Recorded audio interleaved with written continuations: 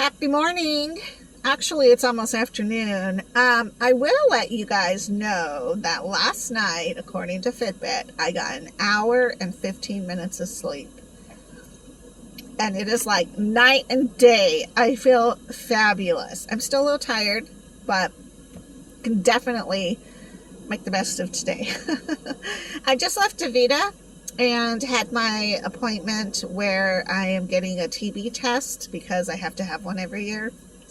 Although I have like no symptoms or anything, and I don't think I've been around anybody. But talking about TB, it's kind of crazy. Like, that's kind of a serious thing. I don't know.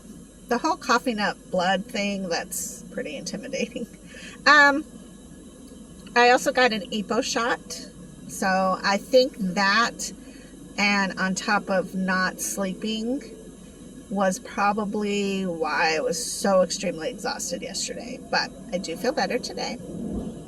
And got some blood work done. So I'm hoping that that will prove to be good, as I have purchased avocado the last couple of days. I've been eating that consistently, and so I feel like that should show up on my blood work, hopefully. Other than that, everything's really good. I'm rushing home though because I need to do an exchange. My appointment was at 10 o'clock, which is kind of an odd time. Normally I can get up, normally I do my first exchange at 7, which means my next exchange is at 10. Devita is about a half hour away, give or take. Usually it's take. And so, if I get up at 6 and do an exchange and then do my exchange at 9, which would be 3 hours later, it doesn't give me enough time to get to Devita by 10. At home, it's almost noon. So by the time I get home, it will be noon and I'll be able to do my exchange then at that point. But that means I can't do my next exchange till 3, and then at 6 I can drain, which runs me a little bit too close to when I want to be at the gym tonight. So I don't know. It is what it is. My life is good, so I don't want to complain about that too much because I'm very, very grateful. I did realize too, because I'm like really hungry, I thought, well, I'll just swing by and grab something quick, like maybe just out of Walmart, of all places, has a very cool idea. I don't know who came up with it, but it's like the Snack and Go, and it's right by the door, so you can run in, grab your snacks, do self-checkout, and you're good. And it's snacks which are close to the produce department, so you can grab like a banana, an apple, whatever. But over in the snack area, of course, there's bags of chips and other processed foods, but also more of like the deli type stuff, like maybe a sandwich. Anyways, guess what I did? I totally forgot my wallet inside my laptop bag that I take to the gym last night, which is sitting on my couch right now. And so I forgot to pull that out. Even though I grabbed my purse, I thought it was in my purse, and it's not. So I therefore have to go home, trudging home, starving, but that's okay. Today is beautiful outside. It would have been a great day for a hike, but I had my appointment, so there's no way. I do want to say, though, that even though I got the hour and 15 minutes worth of sleep, I jerked awake at 7 o'clock. So I'm glad I did, because I had to get Ben to school, and I like to make him breakfast. This morning I made him, I don't know what you call it, because people call it various things, I found out. But where you take a piece of bread and you make a hole in it, kind of like the size maybe of a donut. And then you fry the egg inside the bread after you've, you put some butter on the bread. And so toast the bread and also cooks your egg. And that was Ben's breakfast today. And I was glad that I did that, because I want him to go to school with a good meal. Something good. And there's been times where I've been just so exhausted that I couldn't even function to make him breakfast. So anytime I have the opportunity, I like to take it and make him breakfast. So this morning when I jerked awake at 7, I was like, oh my God, And because my appointment was at 10 o'clock, then I decided, well, I'll just do my first exchange at 8, which means that I can do my exchange probably around 11, but our appointment ran a little long, so, which was fine, and probably my fault because I am a chitter-chatter, so I just kept chitter-chattering away, and Beth and I get along so well that it's like we just gab, and I always usually try to come with a bunch of questions that I've had during the week, like what is this citrusol stuff that I take, Monday, Wednesday, Fridays. It's a little pill. Apparently it helps with the gland in my throat. I'm not quite sure. It's very complex, I feel like.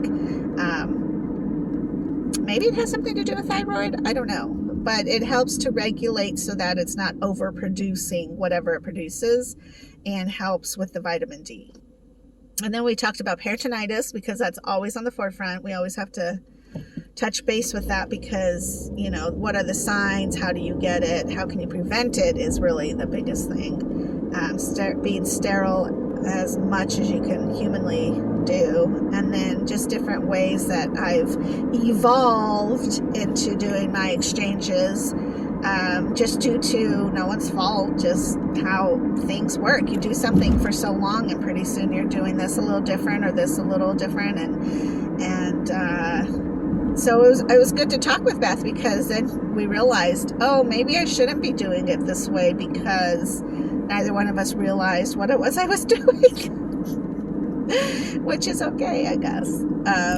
But I'll have to do a video about what I was doing the right way and the wrong way, so that it's amazing that I haven't gotten peritonitis actually, because, you know, when you look at it from the aspects of germs, that germs are everywhere. And again, you can become so germophobic if you ever really stop and look at germs. I know people who go to school to become like pharmacists, and I've had a couple friends who have gone to school to be pharmacists and decided not to. To them, it was so overwhelming to learn about the various viruses, germs, bacteria that is everywhere, that it just couldn't. They were like, I'm becoming depressed. I can't function. I don't want to touch or speak or see anybody or do anything. And that can happen. I mean, you know, even with something as simple as keeping yourself sterile for a PD exchange, it can happen, where you just feel so overwhelmed by the germs. You're like, how did we live this long as a human race with all these germs in the world? But thanks to science, and you won't hear me say that often, but thanks to science, we have come quite a ways with very practical, realistic, logical ways to help maintain the germs. So yeah, so peritonitis, you know, talking about making sure that, you know, what happens if you do contaminate, or, you know, your port sites leaking, those kind of things. And it's always good, because I think the danger would be is ignoring the reality of peritonitis. And so I appreciate the fact that Devita consistently does talk about it and reminds you in various ways so that you stay safe, because once you get peritonitis, it's really painful. So I hear. And, you know, sometimes if you get it too much, then you have to be taken off of PD dialysis, and that would really suck. I am on 2 years of PD dialysis, and so it's just kind of like my lifestyle. But, you know, I sometimes do think about, what if I decided to get a transplant? I don't know. Because I am really content with my life on PD dialysis. So it's a little bit like, how would my life change? Except for the obvious. I wouldn't have to do exchanges. But just because you get a transplant doesn't mean that it's successful. It doesn't mean it's not successful, because there's lots and lots of patients who get transplant and everything's fine and dandy. I've met quite a few of them too. But there's also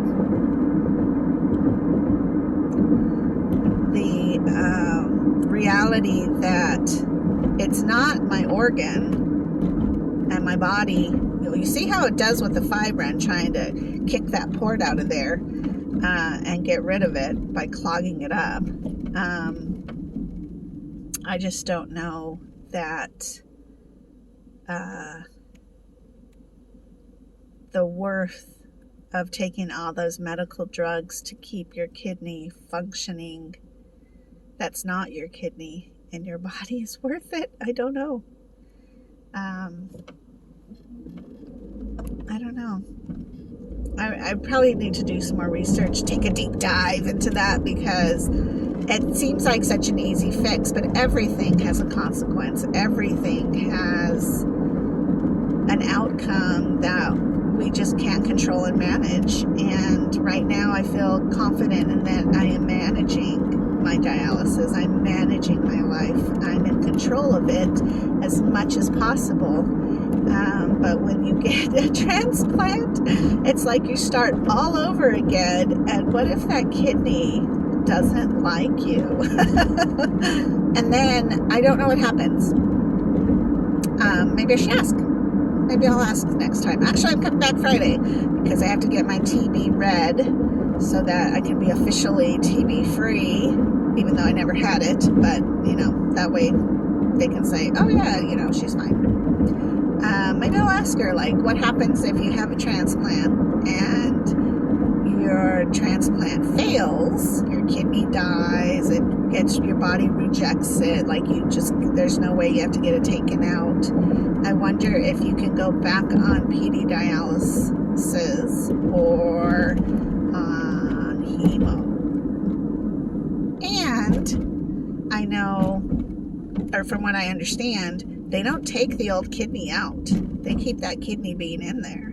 They just add the new healthy kidney to your body, which I'm like, can you take the old kidney out? Because does it weigh something? You know, would that affect the scale? And how much is this new kidney? Like, I don't want a fat kidney. Give me a thin, healthy one, you know. I don't know. These are all questions I will ask and let you know. So, all right. Anyways, talk to you guys later. Have a good day. Drink your water.